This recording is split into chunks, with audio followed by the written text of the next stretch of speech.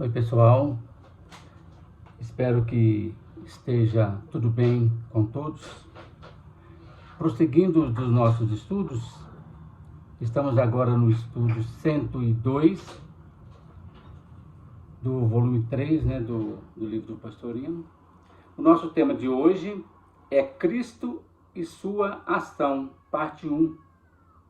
Nós vamos dividir esse tema também em duas partes.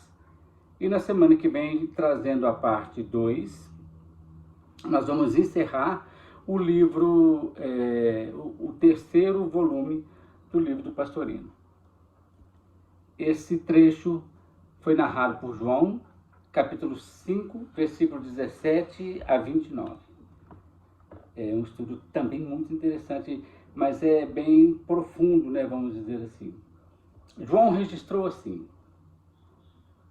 Mas Jesus respondeu-lhes: Meu Pai até agora trabalha e eu também trabalho.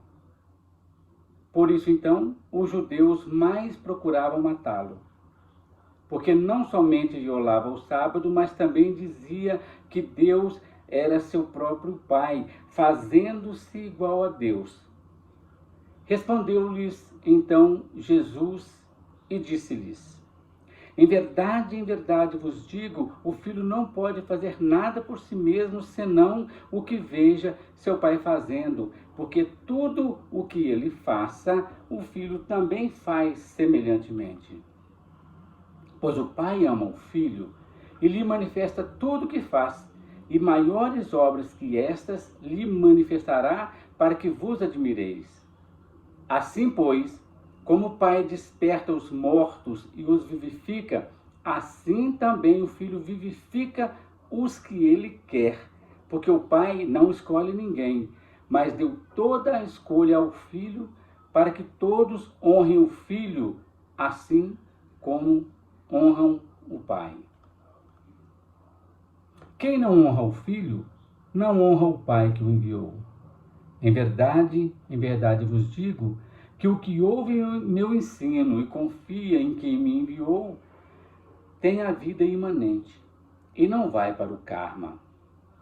Pelo contrário, já se transladou da morte para a vida. Em verdade vos digo, que vem a hora, e é agora, em que os mortos ouvirão a voz do Filho de Deus, e os que a tiverem ouvido viverão. Porque assim como o Pai tem vida em si mesmo, assim também deu ao Filho ter vida em si mesmo. E deu-lhe autoridade para fazer a escolha, porque é filho do homem. Não vos maravilheis disso, porque vem a hora em que todos, nos túmulos, ouvirão sua voz e sairão. Os que produziram coisas boas para uma restauração de vida e os que praticaram coisas vulgares para uma restauração do karma. O assunto é mais denso, mais profundo, mas é bastante interessante. Estudando então a lição. Quando os judeus se voltam para Jesus, pedindo contas dos seus atos de rebeldia contra as prescrições da religião oficial, o Cristo oferece mais uma lição de suma importância para a nossa compreensão das realidades espirituais. Essa passagem é muito interessante mesmo, porque aqui, nesse estudo, a gente vê, de uma forma, de acordo com essa interpretação, uma clara demonstração de que é o Cristo que se manifesta em Jesus e fala pela boca de Jesus. Por isso que é o Cristo e sua ação. A explanação de Jesus divide-se em duas partes distintas. A. As qualidades e poderes do Espírito e a utilização dessas qualidades e poderes. E B. Os resultados consequentes às suas ações. Quais sejam: conhecer a legitimidade da missão dos mestres e a doutrina que eles ensinam. Entendendo a lição, né, em sentido profundo, o primeiro ponto, nós vamos estudar como temos feito, versículo por versículo, de modo claro, bem resumido, tentando trazer a informação da melhor maneira possível. No versículo 17, há o verbo lá em grego que traduzido para nós deu trabalhar, né? E ele é repetido 2 vezes. E esse verbo, traduzido como trabalhar, traz para nós o sentido de produzir algo com esforço. Mas veja bem, não é esforço qualquer não, é o esforço do processo evolutivo dentro de cada um de nós. O Cristo, então, se manifestava plenamente através de Jesus, um trabalho constante, né? E ele fala, meu pai até agora trabalha, e eu também trabalho, justificando então os seus atos desrespeitosos da lei de Moisés. A gente tem que deixar claro aqui que a lei de Moisés é a lei humana, é a lei disciplinar, aquela lei trazida para a personalidade. Não são os 10 mandamentos que são a lei de Deus. A lei de Deus é uma coisa, a lei mosaica é outra. Então Jesus desrespeita essas leis meramente trazidas para a personalidade e trazendo exemplos divinos para a individualidade. Certo? A lei de Deus, ela é divina. Ela é trazida para a individualidade, enquanto que a lei mosaica é trazida para a personalidade. O Cristo, então, mostra e prova que, de direito, pode imitar o Pai, não porque sejam hierarquicamente iguais, porque ele mesmo disse, o Pai é maior do que eu, né? No próprio Evangelho de João, mais adiante. Mas porque, sendo ele o Filho unigênito, tudo que o Pai lhe concede pelo amor que ele dedica. Os versículos 18 e 19 traz a ideia de os judeus procuram matá-lo. Não só por violar a lei do sábado, mas também por se igualar a Deus. Ele disse, tudo o que Deus faz, o Filho também pode fazer, né? Vai fazer algo semelhante. Os judeus, caracterizados aqui, né, no Evangelho, são os religiosos da religião oficial. E eles queriam matar Jesus não apenas e tão somente por causa desses 2 motivos, mas principalmente para não perderem a autoridade dominadora que eles detinham sobre toda a sociedade daquela época. Tanto as pessoas pobres quanto as pessoas ricas, todas elas eram subjugadas, né? Eram dominadas pela religião oficial. A fala de Jesus não deixa a menor dúvida. O Pai e o Filho são um. Quem que está falando, gente? É o Cristo falando pela boca de Jesus. O Pai e o Filho, então, são um. Embora o Pai seja maior do que o Filho procede do Pai. Isso é perfeito. Então, Deus está no Cristo, que está em Jesus, e tudo isso está dentro da nossa intimidade. Então, nós somos um também com Jesus, somos um com Cristo, somos um com Deus. Esse é o grande lance dessa interpretação, né?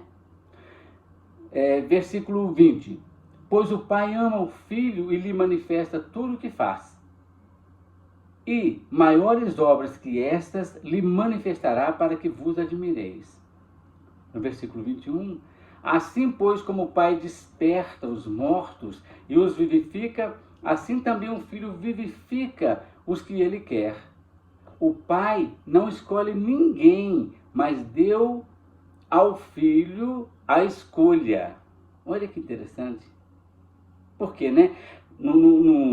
Explica isso no versículo 22. O Pai age automaticamente, o Pai, o Verbo, age automaticamente dando movimento e vida a todos, mas compete ao filho escolher o momento exato para determinar os passos evolutivos do ser e que ele deve prosseguir no seu processo evolutivo.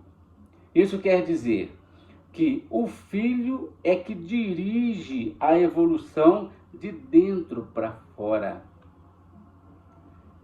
Continua. Assim como o Pai Criador desperta os mortos, ou seja, faz que a matéria inerte, a matéria morta, inorgânica, se torne matéria viva, orgânica, como que despertando de um sono de milhares de milênios. Assim também o Filho vivifica no íntimo de todas as coisas, inclusive no íntimo de cada um de nós, tudo aquilo que Ele quer. Ao verificar que está na hora de se elevar para um nível superior. Nível espiritual, claro, né? Versículo 23. Para que todos honrem o Filho assim como honram o Pai. Isso quer dizer, o que não honra o Filho, não honra também o Pai que o enviou. Por que isso? Porque Pai e Filho, conforme nós já falamos, são um só no amor eterno, no amor universal. Quando Jesus disse no Evangelho de João, eu e o Pai somos um, e depois ele disse, eu estou no Pai e o Pai está em mim. É aquilo que eu disse. Então, eu estou no Pai, o Pai está em mim e nós todos estamos em Cristo. E quem está em Cristo, nova criatura é, segundo Paulo de Tarso, né? Versículo 24. O que ouve meu ensino e confia em quem me enviou tem a vida imanente e não vai para o karma. Pelo contrário, já se trasladou da morte para a vida. Aqui, o Cristo fala do resultado daquelas ações, das ações dos seres humanos, das duas condições para o êxito da evolução sem atraso. São elas. Essas são as duas condições. A. Ouvir o ensino que o Cristo nos traz em nosso âmago. B. Confiar no Pai que em nós habita sob a forma de vida e donde partiu o Filho para constituir a nossa essência profunda. O Filho representa a nossa essência profunda. 25. Em verdade vos digo que vem uma hora, e é agora, em que os mortos ouvirão a voz do Filho de Deus, e os que as tiverem ouvido viverão.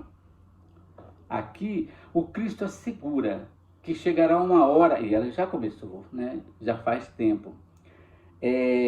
Esta hora é desde o momento em que os mortos, isto é, os encarcerados, encarnados na carne, ouvirão a voz de Deus, o Cristo interno, e todos que tiverem ouvido e seguido os ensinamentos, com certeza viverão em espírito.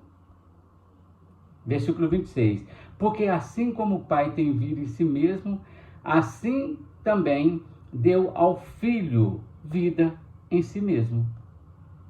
Jesus explica mais uma vez, para evitar qualquer dúvida de interpretação dos ouvintes, ele volta no tema que ele já havia tocado, em 3 pontos para esclarecer todo o discurso dele. Quais são os 3 pontos? A vida, a escolha, livre-arbítrio, e o resultado, que é o karma, E karma aí, gente, no sentido de positivo ou negativo, vamos dizer assim, porque o karma é proveniente das ações livremente realizadas em nome da escolha que cada um de nós optou por fazer, 27. E deu-lhe ao Filho, deu autoridade para fazer a escolha porque é filho do homem. Filho do homem, conforme nós já falamos diversas vezes, é aquele ser que já está pleno de suas faculdades psíquicas, intelectuais, racionais, e já pode avaliar completamente o que ele julga ser melhor para si mesmo. Este é o Filho do homem, né?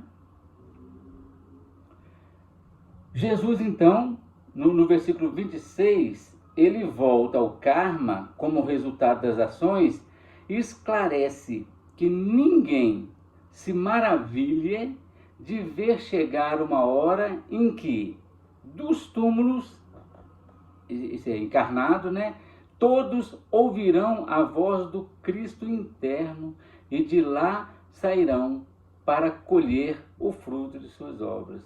Gente, olha que legal. É o que a gente tem tentado fazer, né? Aqui nessa existência, nesse mundo conturbado, nesse processo difícil. A gente precisa sair do túmulo de nós mesmos, das nossas mesmices, das nossas mesquinharias, ouvir a voz de Deus para sairmos desse túmulo e colher os frutos das nossas obras. E encerrando, né, como se fosse um processo de conclusão, aí Jesus traz um processo, um chamativo, vamos dizer assim, um chamado da separação. Ele fala, todos aqueles que produziram coisas boas conseguirão uma restauração de vida, isto é, no espírito imortal. Mas aqueles que tiverem praticado ações vulgares, isto é, pouca valia, aquelas ações, aquelas atitudes que são voltadas apenas para os interesses da matéria, esses então, porque estão ligados à matéria, seguirão para um processo da restauração do karma. Isto é, vai voltar na roda kármica para o processo das reencarnações. Nós estamos aqui já encarnados durante não sei quantas encarnações, exatamente para aprendermos dentro do processo material com vistas à ascensão espiritual.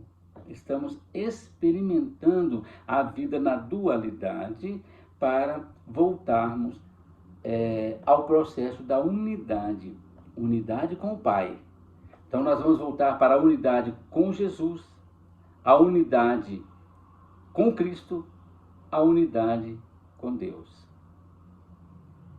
Esse é o que eu preparei, né, para a gente conversar hoje. E na próxima reunião a gente traz a segunda parte e com isso a gente então encerra esse terceiro livro dessa belíssima obra do Pastorino. Obrigado, gente. Muita paz a todos.